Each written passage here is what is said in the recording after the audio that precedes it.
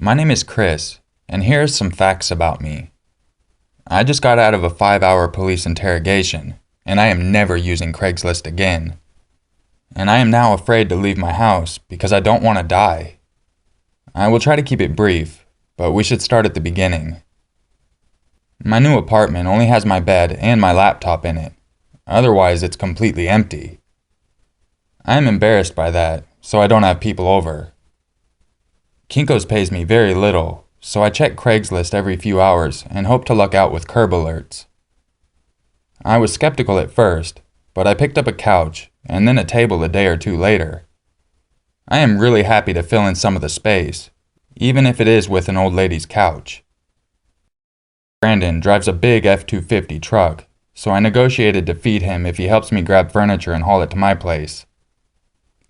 I don't bug him that much, and we go way back, so he agreed to help. I felt even more grateful because he is a bigger guy, and we can lift whatever we need to into the truck. So this morning I browsed the free stuff category when I see a picture of a comfy-looking recliner. The post says it has just been steam cleaned. I have always wanted a lazy boy, so I reply that someone has picked it up and call Brandon immediately. It's his day off, so he books it to my place as I put the address in my phone. We were hunting it down inside of 5 minutes. We arrived in record time, blowing right through the residential streets and heading towards the warehouse district. I figured someone was cleaning out their storage.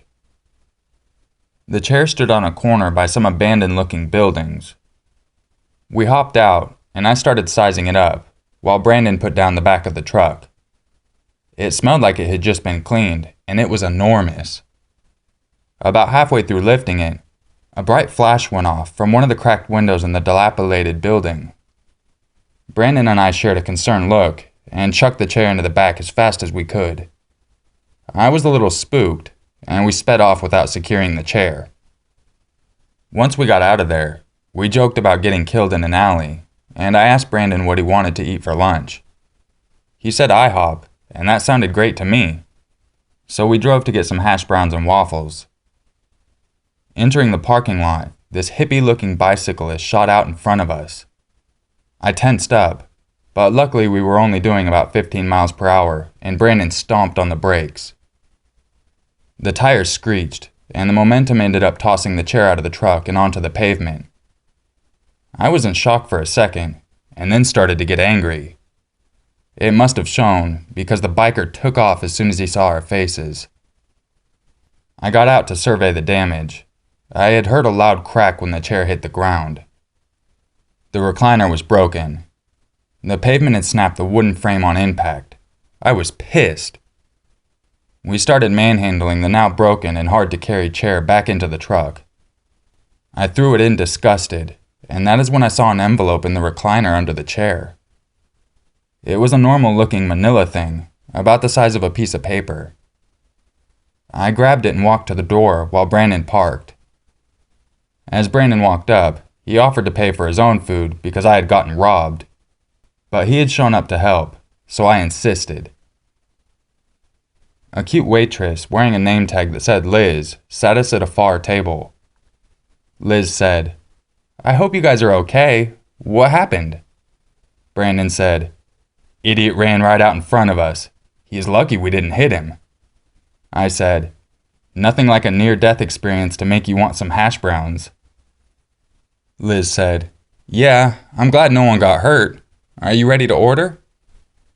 We ordered our food, and Liz was being playful. Brandon took this as his cue. Brandon said, "When do you get off? You want to go do something later?" Liz blushed. I said, "Sorry about him. He is an animal. I can't take him anywhere." Brandon shrugged and howled like a wolf jokingly. Liz walked off towards the kitchen laughing. Brandon and I joked for a few minutes, and he revealed that he was in love with our current food provider and fully intended on arranging a marriage. I offered the broken chair as a dowry and grabbed our newfound hidden treasure. The envelope didn't have any writing on it, so I pulled the metal prongs together in order to open the flap.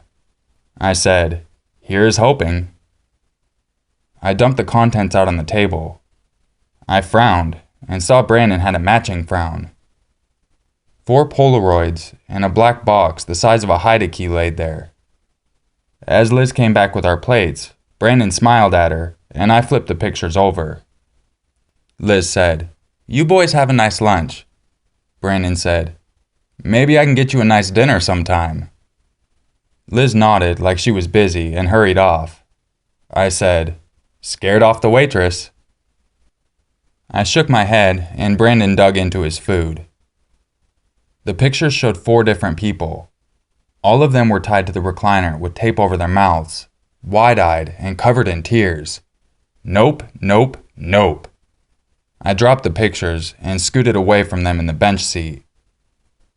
Brandon picked them up and looked at them for a second before going wide-eyed himself. His voice got really low and he slid them back towards me. Brandon said, "Chris, dude, these are all in different rooms."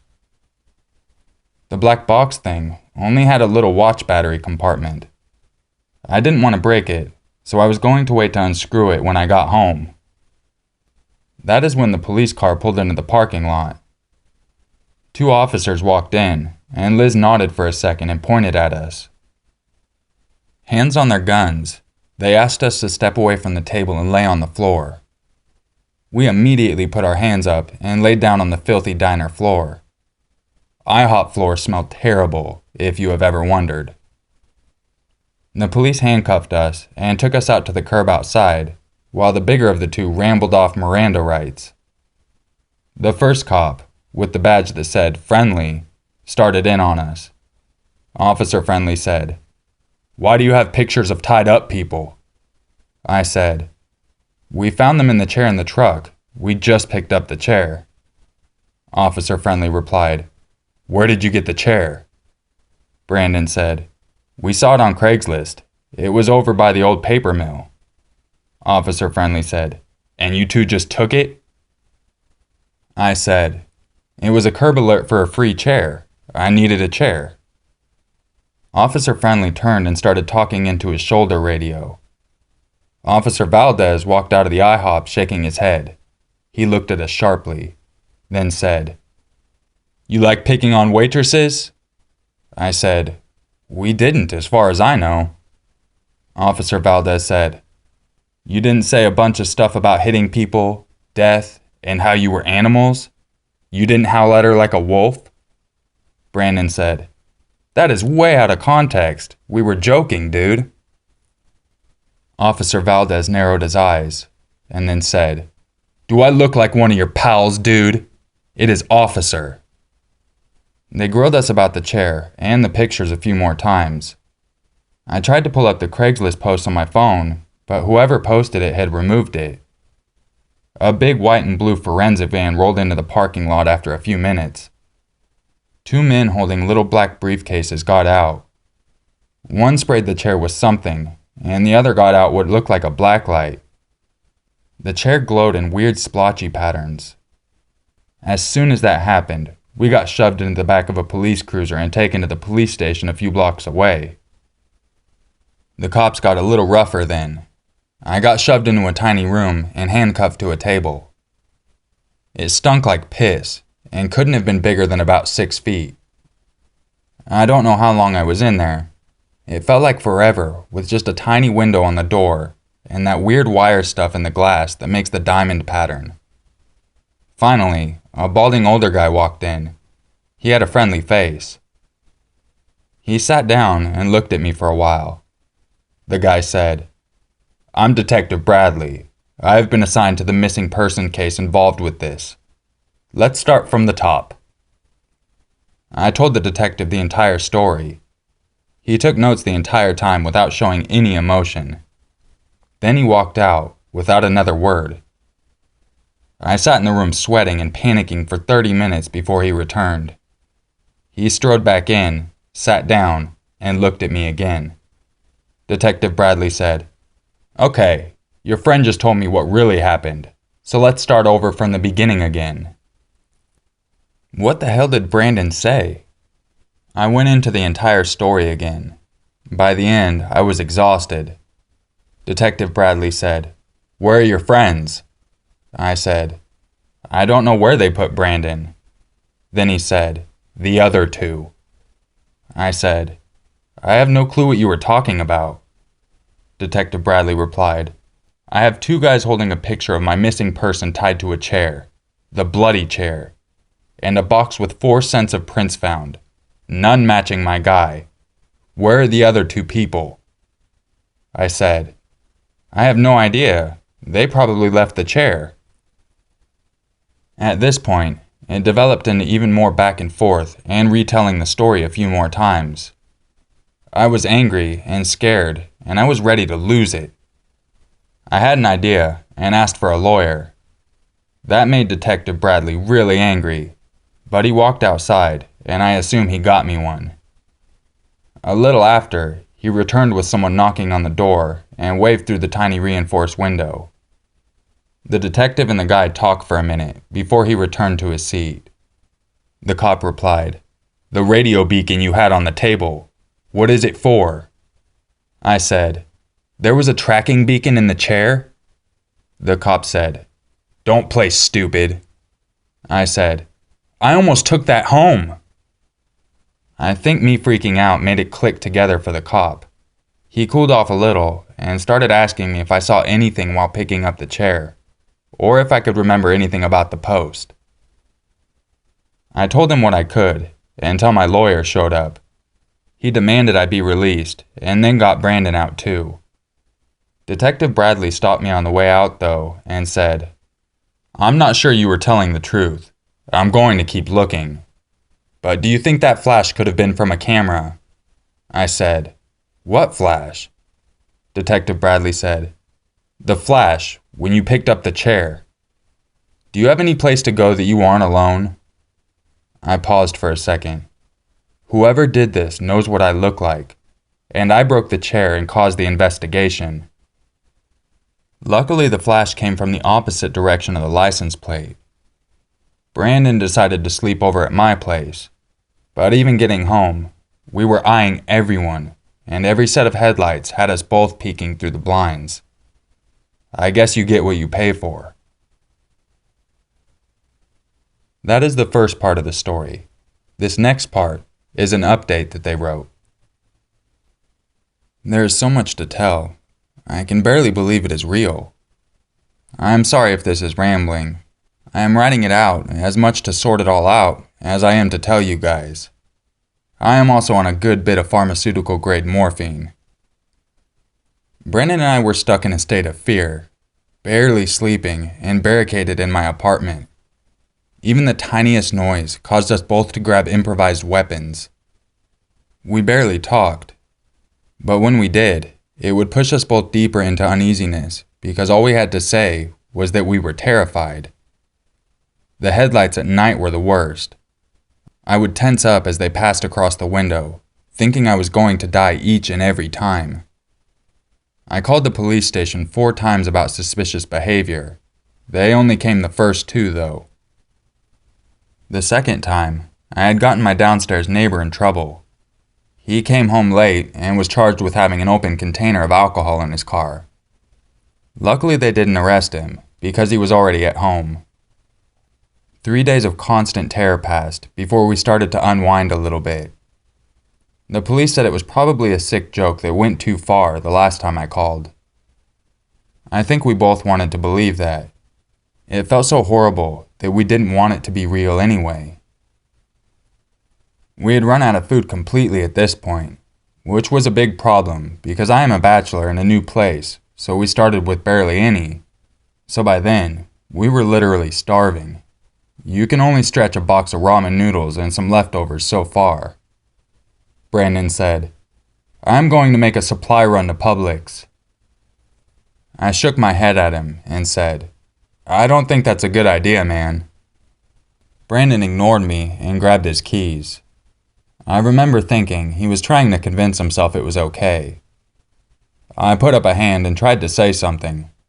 Brandon shot through the door. "Back in 30 minutes. It will be okay." He finished the sentence as the door was closing. That was the last time I saw him alive. I waited for 5 hours and he never returned. I couldn't take not knowing anymore, and he wasn't answering his phone, so I called the police. They recognized the number and said to give it until tomorrow. That night was the scariest night I have had in a long time. The shadows even seemed to stretch towards me. Everything was a threat. I was sitting with everything off in the pitch black so it wouldn't look like I was home.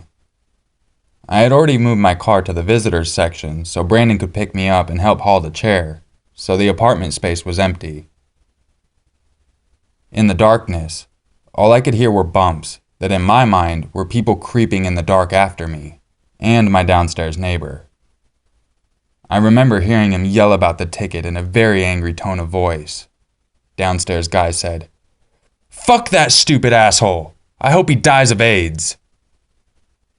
It wasn't helping my sense of safety. My anxiety intensified, and I hugged my knees in a tight ball. The voice downstairs said, "I don't care if he can hear me. I hope that bitch can."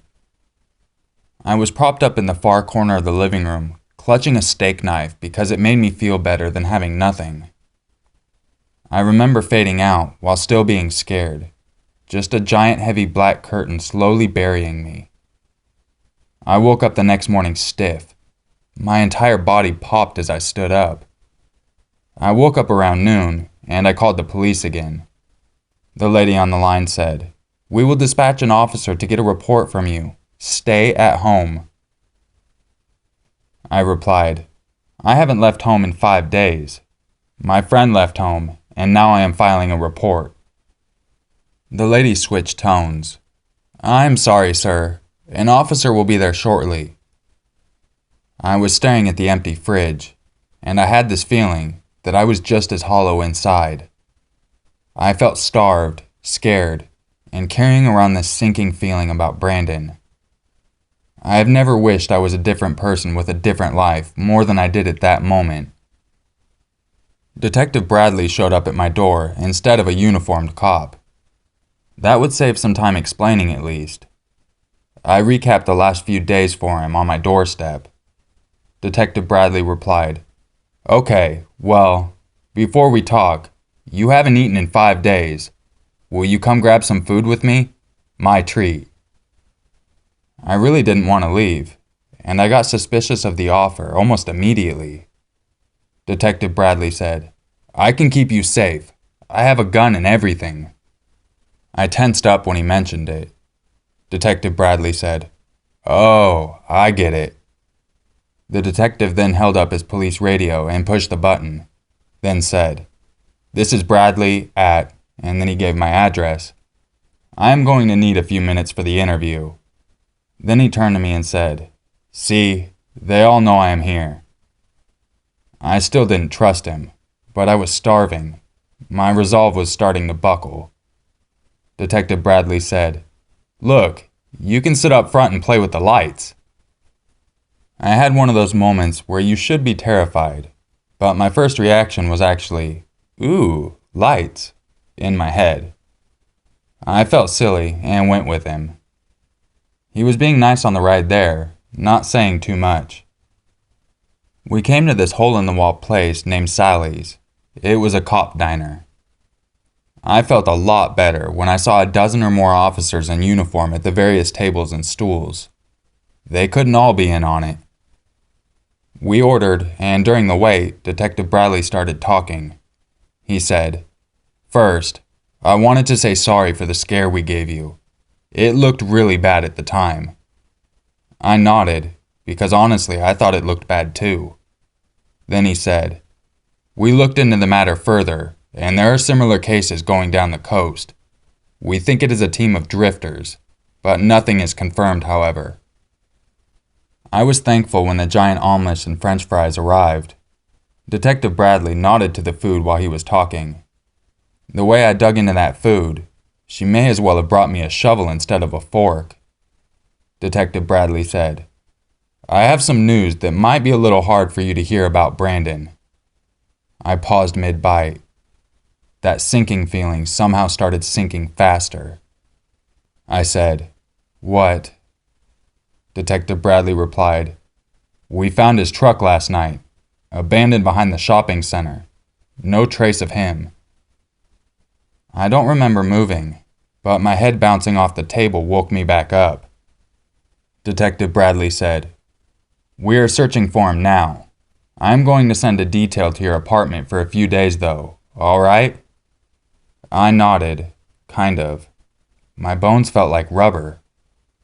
Detective Bradley said, "We are pretty sure they will keep going south now. At least that is the pattern so far, but I want to be sure." I'm not proud of it, but I numbly finished eating while I was still in shock. I hadn't had more than a bowl of ramen noodles for days, and I didn't know when I would get food next. The ride back was silent.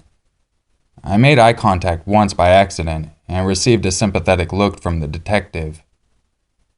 He stayed with me for an hour. After that, he made a call to the department. None other than Officer Friendly showed up, holding a bag of groceries. He handed me the bag with a wink. Officer Friendly said, "I snuck something in the bottom for you." I said, "Thanks, that's really nice of you."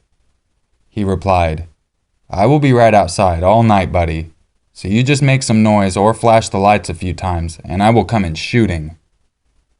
I nodded, and he punched me on the shoulder softly. It reminded me of an older brother a little bit. I think he felt a little guilty. He went back and sat in his car. Under the milk and cereal and the microwave meals, there was a six-pack of Miller Lite. I'm not much of a drinker, but it was a nice gesture, and I had one just to take the edge off the entire situation. I didn't remember how bad beer actually tasted until it was too late. The next couple of days, the cops rotated shifts in front of my house. The downstairs neighbor was pissed, like insanely pissed. I could hear him yelling about it all night. After the third night, there was a report about a posting that looked suspiciously like the others a little further south, so they decided the protective detail had done its job. I was so relieved. I felt bad about the other people in danger, but the selfish part of me just wanted to feel safe. That is when my situation went south, along with the cops' focus. You play all these games in your mind about what you would do in a bad situation. You make all your little plans. You think that you have it all under control, and you know what to do. Then one night, you wake up with 3 men wearing ratty ski masks standing over you, with a knife to your neck and a hand over your mouth. I felt a hand grab the back of my hair. Sharp pain shot from my scalp as the fingers tightened. I couldn't tell who grabbed me because I was still blurry and coming to terms with what was happening. I got dragged into the living room head first and pushed into my computer chair at the center of the room. It was a big executive-style computer chair, and ironically, the only thing besides my laptop I hadn't got off Craigslist. I heard that odd metallic sound of a roll of duct tape being unrolled right before my head was yanked back. I felt the tape wrapped around my mouth so hard it made the inside of my mouth bleed. As the tape wound around the headrest and attached me to the chair, I realized I could only look around by moving my eyes. My head was stuck in place. Quickly, I was bound by the wrists, shoulders, knees, and ankles with duct tape. I probably should have fought more, but I had 2 guys holding me at knife point, and I thought I might be able to get away when they tried to move me. I was fully awake now, and the reality of my situation was sinking in. They weren't going to move me. I tried to struggle and pull free, but the most I managed was to hop the chair a few times. The biggest of the 3 guys pointed the knife at me and shook his head slowly. I was panicking, and it was hard to breathe through my nose, so I started huffing really hard in order to get air. I was dizzy, and I wasn't sure why. That is when the one with the green mask, there were 3, a bigger and a smaller guy in black masks as well, punched me. It wasn't a little punch either. He squared his stance and pulled all the way back, like a boxer. My face exploded in pain because I couldn't move my head. I saw the white flash when he connected behind my closed eyes, and felt the vertigo as the whole chair rocked back. My cheekbone and eye pounded in pain, in sync with my heartbeat. My mouth felt like a desert full of pain with lack of spit when I realized they had definitely done this before. They felt a little too organized, and this deep feeling of despair started to wash over me. I tried to jerk out of the chair again, but the tape held me trapped. This time, the bigger guy with the hunting knife started poking me with the tip of the knife, in the arm at first, and then the chest. He was smiling as I tried to squirm away from the point. He was putting tiny holes all over me that burned as the air hit them. The worst part was, he kept acting like he was going to push it deeper, and then wouldn't. This seemed to amuse all three of the monsters. My vision blurred a little. I realized I was crying. I was starting to realize that I was really going to die in this stupid computer chair. Breathing was difficult too. My nose was starting to clog with snot. I tried to yell for help, but the tape muffled the sound so that my cry was too small to do much of anything. The smaller guy in the group walked over to me and stared me right in the eyes. His eyes were way too light, that creepy almost white blue. I couldn't look down too well, but through the numbness of the tight tape, I felt him touching my hand. He never broke his stare. My pinky exploded in pain. I couldn't move it. He slowly smiled and stepped back. My finger was definitely broken. I could see it sticking up at a 90-degree angle from my hand. It felt like it was made of lava. I say lava because of the burning plus all the pressure. It hurt so bad, I couldn't form a thought. I started bawling now, crying for my life. Every day I wasted doing nothing. Every time I was too scared to try something, they all came back to mock me in that moment. A flash snapped me out of it. The biggest guy had put his knife down on the coffee table and taken a Polaroid camera out of his bag. He shook the picture menacingly against his hand. The smallest one took another picture out of the bag and stalked over to me. He held it up in the dim room, but I couldn't make it out. When he lit his lighter, I saw Brandon, tied to a chair. He was in bad shape. He looked like he was in pain. These animals had tied him to a wooden chair in what looked like a shack with some kind of wire. He was bleeding from where he had tried to yank free. After forcing me to look at him for a long time, the three men laughed at me softly as I tried to kick and claw at them. The small one pushed the burning hot lighter against my arm and started hitting me in the face with the photo lightly. The pain was intense, and I could smell my flesh burning. But it wasn't as bad under the pain of a broken finger. I swelled with rage at that moment. I was able to force myself to not react. I stared in his eyes, promising that I would kill him someday. I swelled with rage at that moment. I was able to force myself to not react.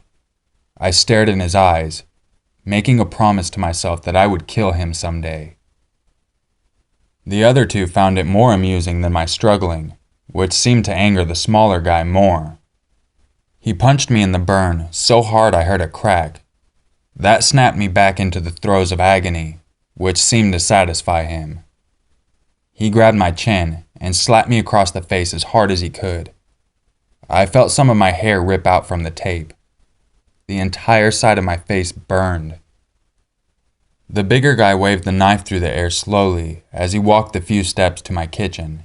It was only separated by half a counter from the living room. He smiled under the mask as he turned the stove burner on high. This is when it clicked. They laughed at the smaller guy's attempt. This was a game, and I wasn't a player. I was just the field. I moaned then. I'm not sure if it was agony, hopelessness, or desperation, but all of the feelings overwhelmed me at once. After what seemed like an eternity, the knife came off the stove. It glowed in the darkness from the heat. It was bright red like a hot coal. He started moving slowly towards me, but kept its point focused on the same spot. Step by step, I started to feel the terror. Another step closer confirmed it. He was pointing that knife at my eye. I started trying to flail out of the chair. He took another slow step closer. You could see the delight in his face. I fought with all my strength, and I managed to stretch some of the tape, but not enough. The knife was an inch away from my eye. I couldn't stop blinking from the heat. I could barely breathe, but I was too scared to move with it that close. I shut my eyes as I saw his forearms tense so he could stab me. He waited. I think he was waiting for me to open my eyes again. I kept pushing it through my mind, but I knew if I moved, it was all over. My leg was on fire instantly. I couldn't look down, but the knife was against my inner thigh, burning me. I struggled and yelled and tried to buck.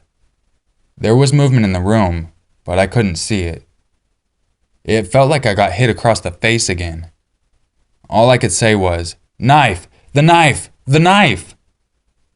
It hurt twice as bad coming off my leg as it did being put on my leg.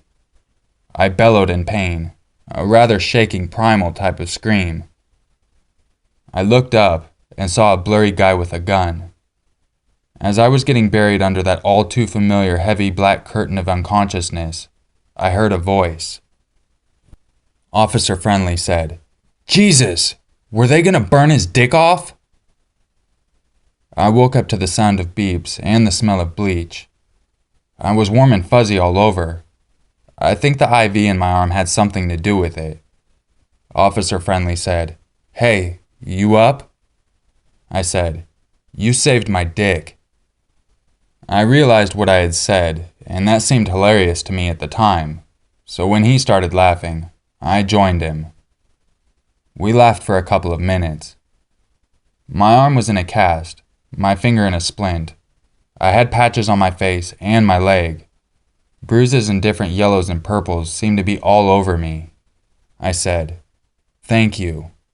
Officer Friendly replied, "They have you all patched up, but they need to do some tests. You need anything from home?" I nodded yes, as I started to get up to pee. Officer Friendly said, "You need to go to the bathroom?" I replied, "I think I got it. I'll let you know." I managed to get into the bathroom without too much trouble. Half of my face was deep purple, and the eye on that side of the face had filled with blood. I looked like a B-movie monster. I felt like I should have been more upset at the time, but I was still warm and fuzzy. Officer Friendly said through the door, "The state is picking up the tab on this one, so you don't have to worry about a bill." I said, "Oh, that's nice of them. You don't smoke, do you?" He wheeled me out front by the cop car. Then he bummed a cigarette off a lady who was sitting there. He came back and handed it to me lit. Officer Friendly said, "Your neighbor called in a noise complaint and said you were having a party. Me and Valdez knew that didn't sound right. So we took the call and saw the nondescript bad guy van. Then we peeked through the window blinds." I said, "Yeah, that guy said he wants me to die of AIDS." My tone was pretty matter-of-fact about it. I was still a little stoned. Officer Friendly replied, "Well, he accidentally saved your life then." I started laughing a little, and then said, "You said make some noise. I would have flicked the light, but I was a little tied up." Officer Friendly showed back up 5 minutes early. He had my laptop bag, a McDonald's bag, and another plastic bag. He handed me all three. The McDonald's bag had a Big Mac and a large fry, and the other bag had 2 packs of Marlboro Reds and a lighter. I ate the Big Mac in about 3 bites and started shoving fries into my mouth. I then realized I hadn't said thank you, so I was trying to swallow and looked up at him. The most I could manage was a thumbs up, and he just laughed. Officer Friendly said, "Okay, man, I will stop back by tomorrow. Are you good to get back in your room? I had finished swallowing and replied, Yeah. Thank you so much for this. He replied, No problem. You heal up. I will see you tomorrow. I offered the lady some French fries. She ate some with me. Sure, now I am your best buddy. I had one last cigarette before heading back up to my room. I had to ask the lady at the counter where it was. My laptop was dead, so while it was charging, I had been sitting back trying to reflect on what happened and sort it all out. Trying to type this all with a broken pinky is challenging. I am still hoping that Brandon made it. Part of me thinks he probably didn't, but I don't know that he didn't. There aren't any reporters or anything. I would think that there would be, but no one is bugging me so far. I was debating on moving, but there is a certain comfort in knowing that every day in the apartment is never going to be the worst day anymore.